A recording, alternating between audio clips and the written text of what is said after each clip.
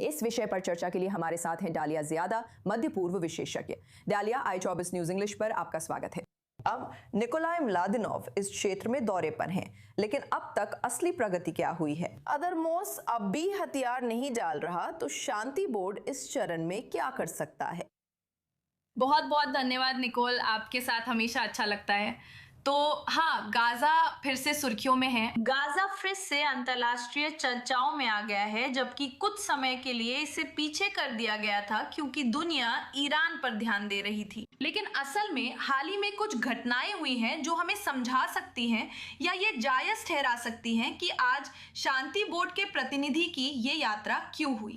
सबसे पहली बात, निश्चित रूप से जो क्षेत्रीय तनाव हो रहे हैं और अमेरिकी प्रशासन में ये भावना है कि ईरान के साथ स्थिति और जटिल होती जा रही है और ईरानी खतरा अभी भी सक्रिय है, जो अमेरिका की छवि या अमेरिकी प्रशासन की छवि के लिए अच्छा नहीं है, जो सोच रहा था कि वो इस युद्ध को बहुत कम समय में और इसी क्षेत्र में समाप्त कर सकता है। तो वे इसे संतुलित करना चाहते थे, ये दिखाकर कि हम अभी भी गाजा में हैं, हम गाजा में अभी भी सक्रिय हैं, हमने वहां शांति स्थापित कर ली है और हम इस शांति को बनाए रखने वाले हैं। लेकिन हमें ये भी ध्यान में रखना होगा कि पिछले महीने अप्रैल में बल या समिति या केंद्र, नागरिक सैन्य समन्वय केंद्र, जिसे अमेरिका देखरेख और नेतृत्व कर रहा था, 6 महीने के संचालन के बाद बंद कर दिया गया। और जब उन्हें पता चला कि ये गाजा के अंदर काम नहीं कर सकता, क्यों?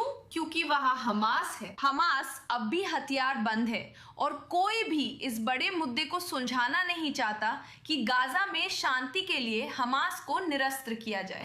ठीक है डालिया, क्या गाजा में निरस्त्रीकरण से पहले अंतरिम शासकीय निकाय जरूरी है? मेरा मतलब है, क्या हमास के हटते ही सत्ता शून्य असली खतरा नहीं बन जाएगा?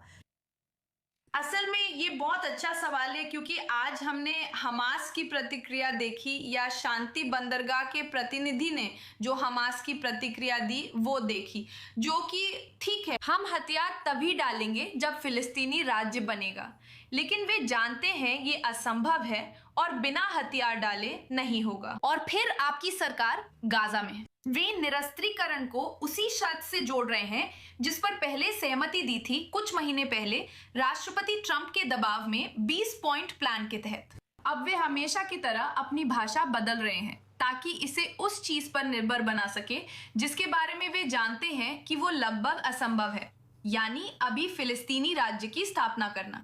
तो वे एक बार फिर ये खेल खेल रहे हैं और दुर्भाग्यवश वॉलेट इसमें फंस रहा है। अगर ट्रांजिशनल सरकार की बात करें तो हमारे पास पहले से ही एक टेक्नोक्रेटिक सरकार है जिसे मिस्र की निगरानी और अंतरराष्ट्रीय दबाव में स्थापित किया गया था।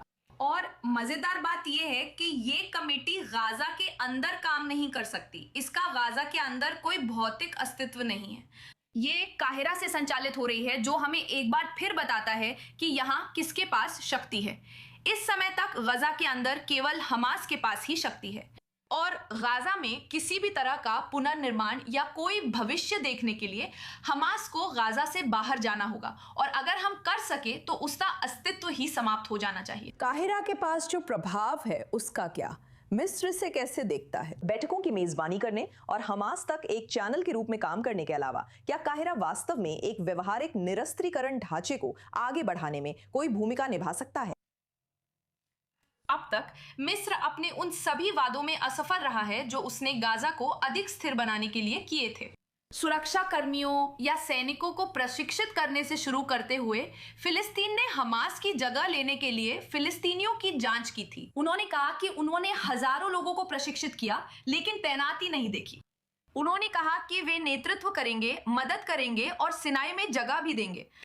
आईएसएफ बलों के लिए, जो कि अंतरराष्ट्रीय अंतरराष्ट्रीय स्थिरीकरण बल हैं गाजा में, आईएसएफ, उन्होंने कुछ नहीं किया और अब तक कुछ नहीं हुआ। वे हमास की मेजबानी कर रहे हैं और उन पर बहुत पैसा खर्च कर रहे हैं, जबकि मिस्र की अर्थव्यवस्था बहुत खराब है। मिस्र में ये एक असली आर्थिक संकट है। क्यों? सिर्फ अंतरराष्ट्रीय प्रतिष्ठा के लिए, सिर्फ इसलिए कि यूरोप, अमेरिका और दूसरे देश उनके पास आए और कहें गाजा के मामले में हमारी मदद करें। तो या मिस्र को जितना वो वास्तव में है उससे कहीं अधिक क्षेत्रीय संघर्षों में महत्वपूर्ण दिखाना। तो मिस्र भले ही वो गाजा के मुद्दे का इस्तेमाल करने पर जोर देता है, लेकिन वास्तव में उसके पास गाजा के अंदर कोई असली बदलाव लाने की ताकत नहीं है। और सच कहूं तो जब तक हमास वहां है तब तक गाजा के अंदर कोई भी असली बदलाव लाने की असली ताकत किसी के पास नहीं है। ठीक है, डालिया ज्यादा, दिलचस्प नजरिया और विश्लेषण आज i24 न्यूज इंग्लिश पर साझा करने के लिए धन्यवाद। धन्यवाद। हम स्टूडियो में वापस हैं। हमारे साथ एम्बेसडर मार्क रेगेव और एरियल ओस्ट्रान हैं। मार्क, हमास के हथियार न डालने पर इजराइल को कोई हैरानी नहीं, अंतर्राष्ट्रीय समुदाय को इसमें हैरानी नहीं है। अगर हमास हथियार नहीं डालता तो इजराइल का अगला कदम क्या होगा? इस गतिरोध के बाद आगे कैसे बढ़ेंगे? तो वास्तव में गाजा पर आई इस रिपोर्ट और लेबनान पर आई पिछली रिपोर्ट के बीच एक समानता है। दोनों ही स्थितियों में आपके पास हथियारबंद, आतंकवादी, उग्रवादी, इस्लामवादी समूह है।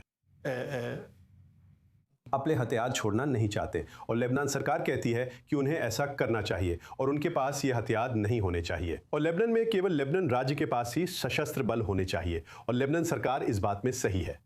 वे कमजोर हैं और निरस्त्रीकरण लागू करने में असमर्थ हैं। वे बात कर सकते हैं पर लागू नहीं कर सकते। यही स्थिति है। हमने अभी डालिया से सुना। मिस्र के लोग इस नई स्थिरीकरण बल के प्रभारी है वगैरह। लेकिन क्या मिस्र के लोग वास्तव में हमास को निरस्त्र कर सकते हैं? अगर हमास निरस्त्र होने से इनकार कर दे, भले ही उन्होंने ऐसा करने का वादा किया हो, लेकिन ठीक है, क्या मिस्र के लोग अपनी खुद की सेना को हमास के खिलाफ भेजने वाले हैं? नहीं। दोनों ही मामलों में मुझे लगता है कि दुर्भाग्यपूर्ण सच्चाई यह है कि आपके पास एक मिस्र सरकार है जो निरस्त्रीकरण नहीं कर सकती, आपके पास एक लेबनानी सरकार है जो निरस्त्रीकरण नहीं कर सकती। दुर्भाग्यवश एकमात्र जो वास्तव में निरस्त्रीकरण कर सकता है वो दुर्भाग्य से इजराइल है। मुझे लगता है हम यही दक्षिणी लेबनान में कर रहे हैं। शायद फिर से लड़ाई करनी पड़े, लेकिन ये गाजा में जरूरी है। लेकिन अगर ये दोनों राज्य खुद को निरस्त्र करने में असफल रहते हैं तो क्या इजराइल को अंदर जाकर निरस्त्रीकरण करने के लिए अंतर्राष्ट्रीय समर्थन मिलेगा? तो मैं निम्नलिखित बात कहूंगा। सबसे पहले, इजराइल के पास ये करने की ताकत भी है और इसे करने की इच्छा भी किसी और से कहीं ज्यादा है, क्योंकि यहां एक खालीपन है। जब तक इजराइल इसमें आगे नहीं आता, अमेरिका ये नहीं करेगा, फ्रांस भी ये नहीं करेगा। सबसे अहम बात यह है कि अगर ईरान, जिसके बारे में हमने शुरू में बात की थी, हार जाता है, यानी नतीजा हमारे पक्ष में जाता है। मैं बात कर रहा हूं, मैं कहना चाहूंगा कि सत्ता परिवर्तन हो, लेकिन अगर उससे कम भी कुछ हो, लेकिन अगर ये सब खत्म होने के बाद ईरान को घेर लिया जाता है, और ऐसा हो भी सकता है, तो इसका सीधा असर उनके समर्थित गुटों पर पड़ेगा। इजराइल ने उनके समर्थित गुटों को गंभीर चोट पहुंचाई है और लेबनान व गाजा में और चोट पहुंचाई जा सकती है, और बिना ईरानी पैसे, ईरानी हथियारों और ईरानी समर्थन के। हाँ, उन्हें फिर से हथियारों से लैस करने के लिए ईरानी रसद। इससे प्रॉक्सी हमास और हिजबुल्ला की दोबारा मजबूत होने की क्षमता प्रभावित होती है, लेकिन शायद समस्या हल नहीं होगी। शायद एक आतंकवादी राक्षस से निपटने के बजाय हम एक आतंकवादी बौने से निपटेंगे। तो एरियल, गजा के अंदर खुद गजा वासियों से जो बातें सामने आ रही हैं उस पर आपकी क्या राय है? इस डर के बीच कि इजराइल अंदर जाकर हमास को खुद ही निरस्त्र कर सकता है, इसका मतलब है गाजा के अंदर एक और नई जंग। क्या गजा वासियों में निराशा बढ़ रही है क्योंकि हमास निरस्त्र नहीं हो रहा और उनकी जान खतरे में है? निकोल, हमारे दर्शकों के लिए मैं वादा करता हूं कि हमने ये पहले से तय नहीं किया था, लेकिन आज जिन गजावासियों से मैं बात कर रहा हूं उनका संदेश निराशा और हताशा है। उन्हें इसका डर है। अंतर्राष्ट्रीय समुदाय की निष्क्रियता जो हमास को निरस्त्र करने में है और हमास का आम नागरिकों पर अपनी पकड़ और मजबूत करना, ये सब इजराइल को हमास के खिलाफ युद्ध फिर से शुरू करने के लिए मजबूर कर देगा। जैसा कि मार्क ने कहा, अगर कोई हमास को निरस्त्र नहीं करता तो इजराइल की सुरक्षा और गाजा सीमा से लगे समुदायों के निवासियों की अपने घरों में वापसी के लिए हमास को निरस्त्र करना जरूरी है।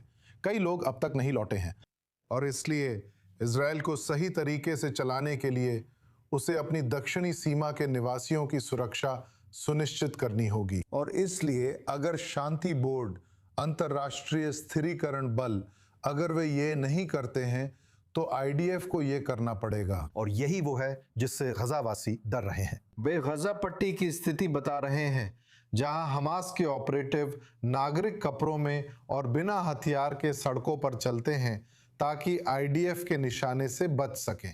मेरे सूत्रों का कहना है कि ये चल रही लक्षित कार्रवाइयां प्रभावी हैं और ये हमास के बीच डर पैदा कर रही हैं। साथ ही ये भी कहा जा रहा है कि हमास गजा पट्टी के अंदर नागरिकों से टैक्स या जबरन वसूली के जरिए पैसे इकट्ठा करता रहता है ताकि अपने सदस्यों की तनख्वाहें दे सके।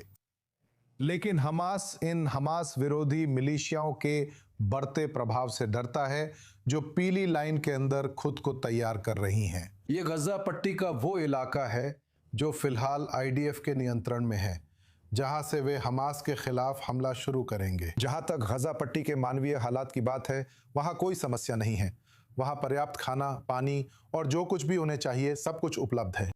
गजावासी इन्हें उचित दामों पर प्राप्त कर सकते हैं। लेकिन गजावासियों की मुख्य चिंता ये है कि वे बाहर जा सकें।